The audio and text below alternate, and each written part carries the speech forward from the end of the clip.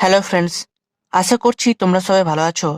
আজকের এই ভিডিওটিতে আমরা ডিটারমিনার্স নিয়ে আলোচনা করব। প্রথমে আমরা ডিটারমিনার্সের ডেফিনেশন সম্পর্কে জানবো। A word or phrase that is added at the beginning of a noun to explain the noun or noun phrase in the context. তাহলে ডিটারমিনার হলো একটি ওয়ার্ড অর ফ্রেজ যেটা আমরা নাউনের আগে ব্যবহার করি নাউনটিকে বর্ণনা করার জন্য। এক্সাম্পল থেকে তাহলে তোমরা বুঝতে পারবে। দ্য শিপ, এখানে শিপ যে ওয়ার্ডটি সেটি হলো একটি নাউন। এই নাউনের আগে আমরা ব্যবহার করেছি দা এই ওয়ার্ডটি, তাই দা হলো একটি ডিটারমিনার। অন্য একটি উদাহরণ দেখি, মাই ডগ। এখানে ডগ হলো একটি নাউন এবং নাউনের আগে আমরা এই মাই ওয়ার্ডটি ব্যবহার করছি, তাহলে মাই হলো একটি ডিটারমিনার। এরপর আমরা ডিটারমিনার্স এর ভাগ সম্পর্কে জানবো। ডিটারমিনার্সকে সাধারণত 4 ভাগে ভাগ করতে পারি, সেগুলি হলো আর্টিকেলস, ডেমনস্ট্রেটিভস, পসেসিভ এবং কোয়ান্টিফায়ার্স। এই আর্টিকেলকে আমরা দুভাগে ভাগ করতে পারি, ডেফিনিট আর্টিকেল, ইনডেফিনিট আর্টিকেল। প্রথমে আমরা আর্টিকেল সম্পর্কে জানবো। This is the first group of determiners. ডিটারমিনার্সের যে প্রথম গ্রুপটি হলো সেটি হলো articles. It adds a an and the before the noun. তার আর্টিকেলে আমরা কি করি, এ এন এবং এই দ্য এই ওয়ার্ডটি, এই তিনটি ওয়ার্ড আমরা আর্টিকেল আমরা নাউনের আগে যোগ করি। দেয়ার আর টু টাইপস অফ আর্টিকেলস। দু রকমের আর্টিকেল হয়, সেগুলো হলো ডেফিনিট এবং indefinite. Definite article, definite article is used to talk about some specific noun. Specific নাউনের ক্ষেত্রে আমরা ডেফিনিট আর্টিকেল আমরা ব্যবহার করি। এক্সাম্পল দিই তাহলে তোমরা বুঝতে পারবে। I have receive the notice. এখানে যে নোটিশ এই ওয়ার্ডটি, এটি একটি স্পেসিফিক নাউনের কথা বলা হচ্ছে। আমি যে নোটিশটি রিসিভ করেছি সেই নোটিশটির কথা বলা হচ্ছে, তাই এটি একটি স্পেসিফিক নাউন। তাই এই স্পেসিফিক নাউনের আগে যে আর্টিকেলটি আমরা ব্যবহার করেছি সেটি হলো একটি ডেফিনিট আর্টিকেল।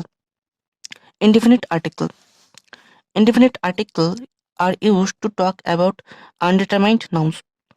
যেসব নাউনগুলো স্পেসিফিক নয় সেই সব নাউন ক্ষেত্রে আমরা ইনডেফিনিট আর্টিকেল ব্যবহার করে থাকি।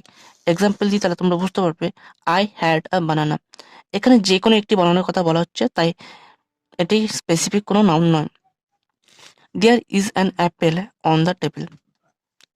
এই বাক্যটি তাই এখানে একটি স্পেসিফিক কোনো অ্যাপেলের কথা বলা হচ্ছে না, তাই এখানে আমরা অ্যান এই শব্দটি ব্যবহার করেছি। ডেমনস্ট্রেটিভ, এরপরে যে ডিটারমিনেটিভ সম্পর্কে জানবো সেটি হলো demonstrative. Demonstratives are use to point out something that is in the sight of the speaker. Speaker অর্থাৎ বক্তার চোখের সামনে যে জিনিসগুলো থাকবে সেই জিনিসগুলোকে পয়েন্ট আউট করতে আমরা ডেমনস্ট্রেটিভ এই ডিটারমিনেটটি ব্যবহার করে থাকি। এক্সাম্পল দিই তাহলে তোমরা বুঝতে পারবে। This car is nice. এখানে দিস কার, এখানে যে দিস এই ওয়ার্ডটি হলো ডেমনস্ট্রেটিভ। এরকমই আরো উদাহরণ হতে পারে, যেমন দ্যাট, দিস, দোজ, এটসেট্রা। এরপরে যে ডিটারমিনেটটি সম্পর্কে আমরা জানবো সেটা হলো possessive. Possessives are use to show position or ownership. তাহলে পজেসিভ ডিটারমিন কি করে, এগুলো অধিকার অর্থাৎ মালিকানা এসব আমাদেরকে বোঝাতে সাহায্য করে।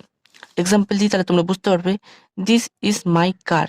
এখানে যে কার এটি একটি নাউন, এই নাউনের আগে এই মাই ওয়ার্ডটি ব্যবহার করেছি, তাই মাই একটি পজিটিভ ডিটারমিনেন্টসের উদাহরণ। এখানে যে কারের মালিকানা, তার গাড়িটি কার, গাড়িটি আমার। এরকম আরো উদাহরণ হতে পারে, যেমন his bat, her doll, etcetera. এরপরে যে ডিটারমিনেন্টটি সম্পর্কে আলোচনা করবো সেটা হলো quantifiers. Word that are use to show the quantity of something. কোনো কিছু জিনিসের পরিমাণ, সংখ্যা ইত্যাদি বোঝাতে আমরা যে ডিটারমিনেন্টটি ব্যবহার করি সেটি হলো কোয়ান্টিফায়ার্স। এক্সাম্পল দিই তাহলে তোমরা বুঝতে পারবে। ফিউ পিপল মে নো ইট। এখানে যে মানুষের সংখ্যা, সংখ্যা বোঝাতে আমরা এই ফিউ এই ওয়ার্ডটি ব্যবহার করেছি, তাই এই ফিউ হলো একটি কোয়ান্টিফায়ার্সের উদাহরণ। আশা করছি তোমরা বুঝতে পেরেছো। যদি কোনো প্রশ্ন থাকে তাহলে আমাকে কমেন্ট করে জানাতে পারো। আজ এ পর্যন্ত, ফিরে আসবো নতুন একটি ভিডিও নিয়ে।